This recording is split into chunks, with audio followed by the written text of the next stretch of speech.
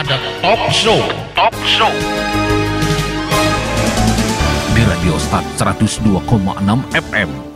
102,6 FM, Saturasi Suara, satu kata penuh makna pasti selalu di hati. Masih bersama kami di program Dialog Interaktif bersama Dinas Pengendalian Penduduk dan Keluarga Berencana Kabupaten Mandailing Natal. Tadi kita akan membahas mengenai usaha peningkatan pendapatan keluarga sejahtera ya Pak ya. Berarti kita harus mengenali peluang usaha pasarnya bagaimana gitu. Oh iya, terima kasih. Dan ini juga pertanyaan yang sangat bagus. Bagaimana kita cara mengenali peluang pasar dalam pembentukan UPPKI-nya atau PPKS lah gitu kan. Itu yang pertama adalah mendatangi warung atau toko pengusaha yang ada di sekitar kelompok. Survei dulu gitu. Survei dulu. Gimana arahnya usaha kita ini kan. Yang pertama yang kita survei adalah terdekat dulu lah gitu kan. Nah itu cara mengenali pasarnya gitu kan. Kita jangan langsung dulu go internasional, jangan dulu ini gitu kan. Kota ya, nah kita lokal dulu. Nah, kalau kita menguasai lokal otomatis keluar pun gampang gitu kan. Soalnya kita di dalam sendiri sudah dikenal orang gitu kan. Yang kedua adalah melihat peluang produk yang dibutuhkan atau laku yang terjual gitu kan. Kita jangan dalam menentukan jenis usaha itu, kita jangan terpaku pada apa yang tren. Misalnya contohnya bakso semua. Kemarin boba semua gitu kan. Setahun kemarin apa tuh namanya, sebelum boba ada lagi gitu kan. Itu semua. Jadi peluang pasarnya apa? Kurang bagus, nggak bertahan. Nah, jadi kita mengenali produknya itu kan harus peluang pasarnya memang istilahnya kita mengenal produk itu bertahan untuk seterusnya. Kalau kita peluang usaha itu bukan 1 atau 2 hari itu kan, bukan seminggu atau 2 minggu, bukan sebulan 2 bulan. Kalau ingin kita usaha itu untuk selama-lamanya gitu kan. Itu yang seterusnya adalah menggali informasi lebih banyak tentang produk yang akan dijual. Harus tahu dulu kita nih produk gitu kita kan. ini seperti Produk kita apa. Soalnya kayak kemarin gitu kan, waktu dari yang kita datangkan narasumbernya dari Dinas Perdagangan Provinsi, memang Bapak itu bertanya, nah ini bagaimana produknya? Coba dulu terangkan dulu, katanya kan. Nah, ini menggunakan bahan alami, berapa dia lokal, berapa dia dari bahan luar. Nah, apalagi sekarang pemerintah menganjurkan kita menggunakan bahan lokal. Kita ekspor, jangan ekspor gitu kan. Nah, dulu kemarin ditanyakan juga, kenapa kita gandeng Dinas Perdagangan? Karena Dinas Perdagangan kan yang akan membawa produk-produk itu ke luar negeri gitu kan. Memperkenalkan. Dan pernah juga waktu apa namanya, ini sedikit agak melenceng ya. Iya, nggak apa-apa kan. Nah, sedikit pengalaman lah gitu kan. Pernah saya mengikuti Harganas namanya, Hari Keluarga Nasional. Itu kan dibawa itu produk-produk daerah sinilah gitu kan, daerah kita Mandailing Natal ini ke acara Harganas tersebut. Memang produk kita diakui di sana. Dan alhamdulillah kita waktu Harganas itu kita mendapat juara 1. Pada saat itu produknya apa nih Pak? Itu kita di situ pengunjung terbanyak. Pengunjung terbanyak kita di situ mendapatkan gitu kan. Nah, jadi itu sebelum Covid. Nah, itu di Rantau Parapat sana gitu waktu itu. Kita mendapatkan juara 1.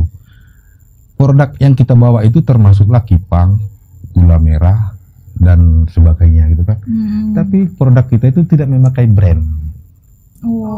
Lemahnya di situ ya, nggak ada brand. Tapi selalu dicari. Mana kipang Mandailing? Mana gula merah Mandailing? Iya benar. Sampai saya waktu itu ada 3 kali atau 6 kali pengiriman. Saya telepon kemarin, kirim lagi habis, kirim lagi habis.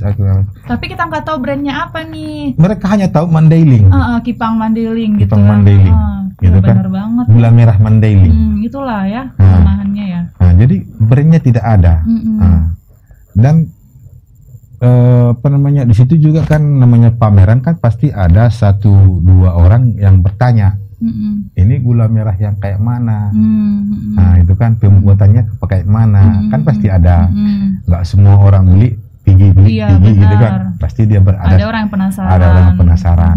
Otomatis itulah tadi yang saya bilangin tadi, Harus tahu menggali informasi lebih banyak tentang produk kita gitu kita kan. harus kenal dengan produk kita ini. Itu tadi juga memang waktu kemarin juga sosialisasi di Aura Dalam Sari dari Bapak itu dari dinas provinsi itu menanyakan itu juga si anggota kita. Coba siapa dulu yang bisa menerangkan produknya satu ke depan katanya. Dari pembuatan bahan sampai pengolahan sampai ke pemasaran katanya kan. Jadi itulah perlunya menggali informasi lebih banyak tentang produk tadi kan. Yang seterusnya adalah kembali ke kita ke apa tadi yang ditanyakan oleh ibu tadi. Ibu atau mbak ya? Ibu aja deh. Ibu aja lah ya.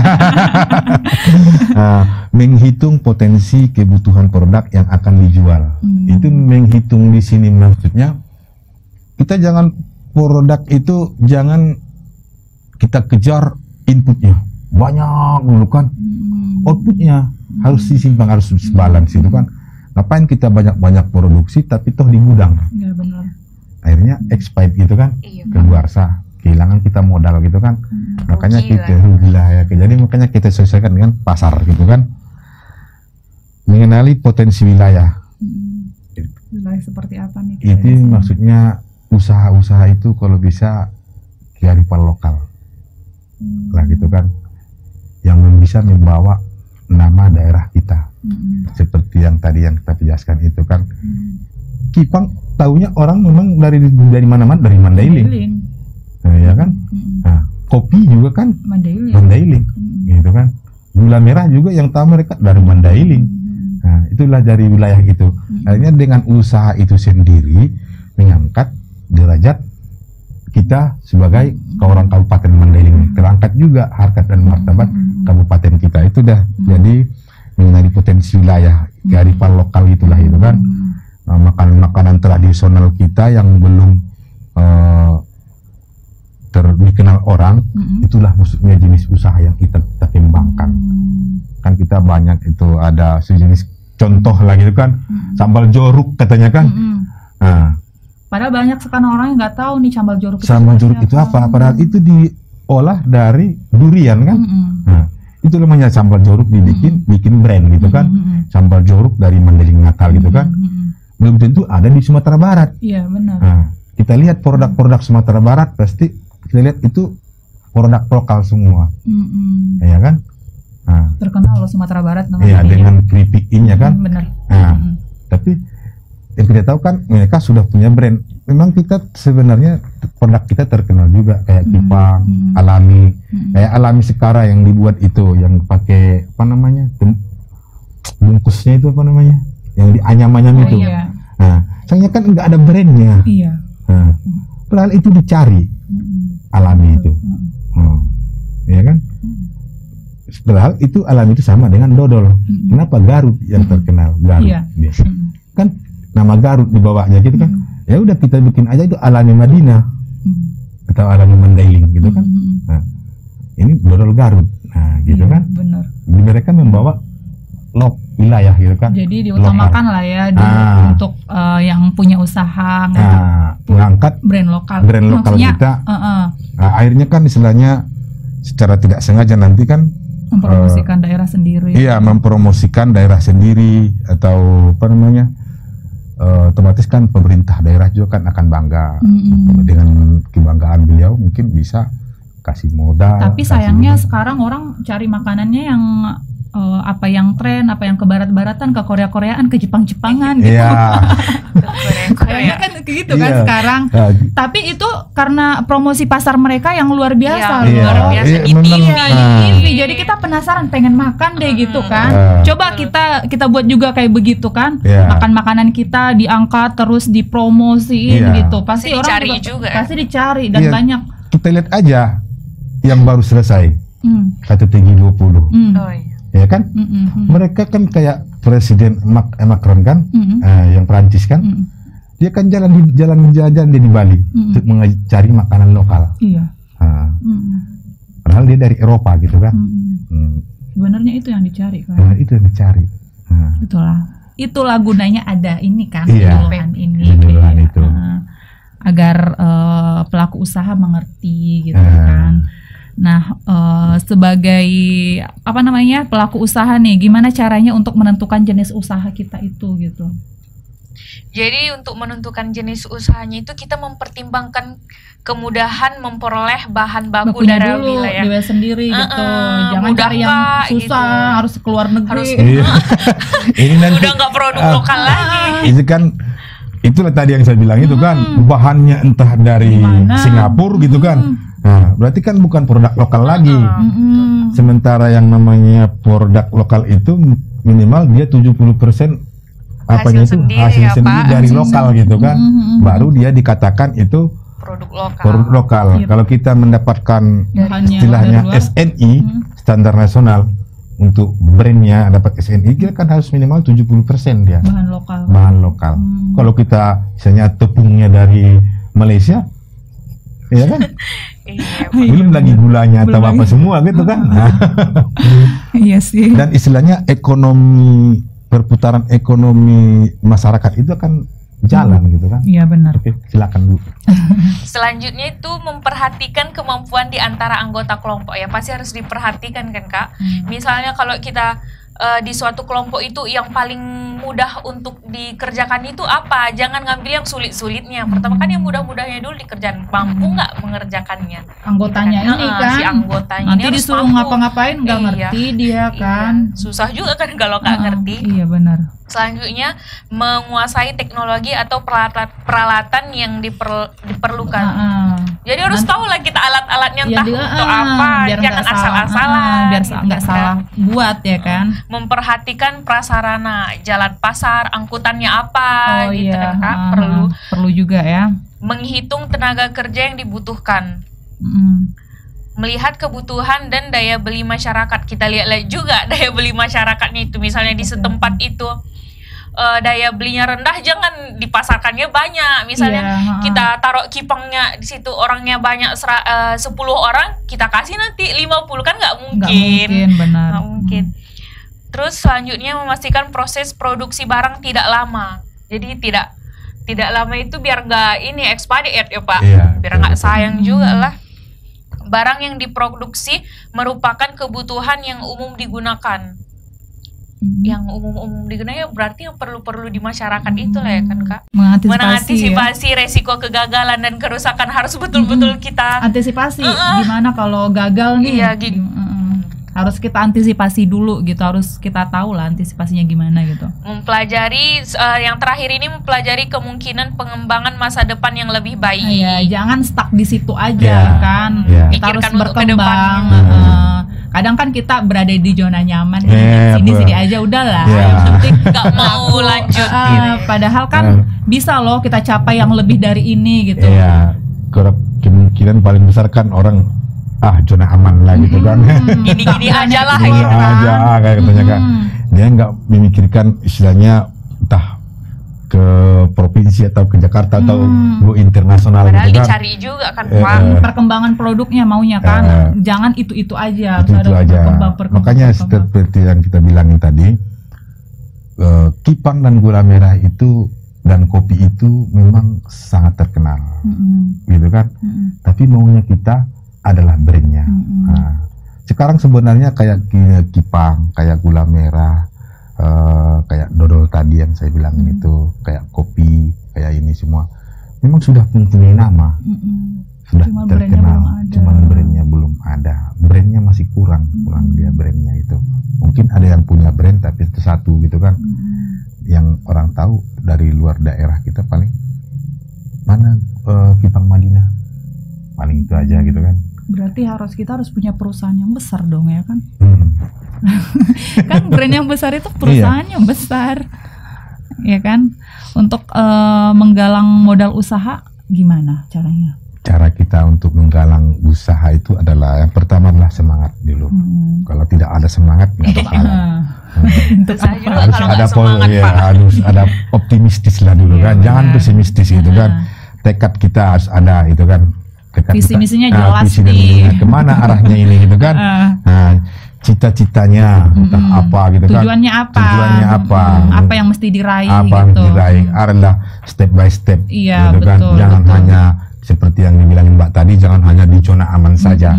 Nah, dia harus tenaga kita, itu kan tenaga kita hanya 5 orang, kita pikirkanlah entah itu 3 bulan kemudian kita jadi nambah gitu. 10 orang. Berarti udah kemajuan sudah ada gitu kan. Terampil. Nah, keterampilan di sini kan keterampilan yang paling utama adalah produksi dan pemasaran. Nah, itu kan harus orang-orang yang terampil lah gitu kan. Nah, dengan ada yang terampil dengan usaha yang besar adalah modal lah itu atau uang gitu kan. Nah, untuk menggalang dana usaha itu. Cari investor lah Cari investor. Itulah nanti yang mau berinvestasi. Dengan adanya brand sudah tahu orang gitu kan. Alhamdulillah kita juga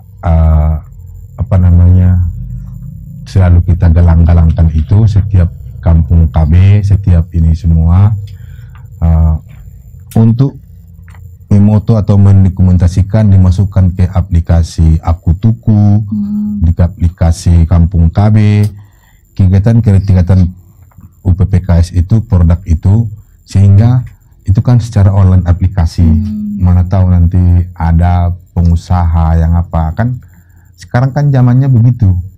Gak harus gencar loh promonya sebenarnya, ngiklan di mana-mana. Iya, harus iklan. Tapi kadang orang sayang, uangnya sayang nih untuk ngiklan gitu. Padahal itu modal utamanya.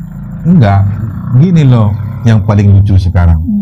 Orang sekarang punya gadget semua, 99 semua orang persen rakyat Indonesia sudah memakai gadget, ya kan? Hanya foto, masukkan situ, postingan situ, tidak mau. Yang mau adalah game, gitu kan? Nggak mau, hanya posting, udah kan? Benar. Nah, kami juga kan kita posting juga kita masukkan ke aplikasi. Nanti lihat di aplikasi itu nanti ada pengusaha kan di kontaknya kita kan. Bagaimana ini, saya mau ketemu sama orang itu katanya gitu kan. Dan orang kadang kayak gini berpikirnya, produkku udah laku kok, udah dikenal kok, ngapain ngiklan, ngapain promo gitu kan. Itulah tadi yang dibilangin zona aman itu. Iya, padahal tengoklah di TV-TV yang produk-produk perusahaan besar itu sampai puluhan tahun ngiklan terus. Iya, ngiklan terus dia. Anehnya kan di sini nggak laku, ngiklan itu nggak laku, padahal seperti kita nih misalnya kan di sini ngiklan di sini kita punya perusahaan loh, punya ini loh gitu kan. Tapi gitulah ya. Nah, ini tujuannya ya kan, usaha peningkatan pendapatan keluarga sejahtera ini nanti disampaikan di situ gimana cara ini ya kan. Ini kan bentuk dari cara pemasaran kan yang kita bicarakan ini gitu ya. Cara pemasaran. Baik, sepertinya waktunya udah terbatas ya kan. Terakhir aja nih Pak, pesan-pesannya untuk pemirsa gimana nih? Oke, terima kasih kepada Ibu, Kakak ya. Apa aja terima kasih kepada kakak atau ibu yang telah memberikan waktu kepada kami. Kami dari Dinas Pengendalian Penduduk Keluarga Berencana Kabupaten Mandailing Natal mempunyai pengurus, namanya pengurus UPPKS atau PPKA, yaitu adalah Usaha Peningkatan Pendapatan Keluarga Sejahtera atau Keluarga Aseptor. Kita berkomitmen, kita percaya kalau perekonomian sejahtera, perekonomian bagus, kemungkinan besar akan bahagia, sehingga tercipta keluarga bahagia, yaitu KB gitu. Mau ditambahin nih Bu? Bahagia, udah dari Bapak. Oke, baik, terima kasih sahabat Sat FM atas atensi dan kebersamaannya. Terima kasih juga Bapak, Ibu yang sudah hadir meringankan langkahnya datang ke sini ya, berbincang santai bersama kita di sini ya. Kita sama-sama belajar. Nggak tahu jadi tahu ya kan. Semoga juga harapannya pendengar setia Sat FM juga bisa memahami ya kan, bisa sama-sama sejahtera kita biar sama-sama kita bahagia ya kan. Tujuan kebahagiaan itu datangnya dari sejahtera. Ya benar banget ya. Dan semoga tujuan dari perbincangan kita ini bisa bermanfaat untuk termotivasi ya. Terima kasih. Saya Feby Maulikur yang bertugas mengucapkan terima kasih. Wassalamualaikum warahmatullahi wabarakatuh. Horas. Waalaikumsalam. Horas.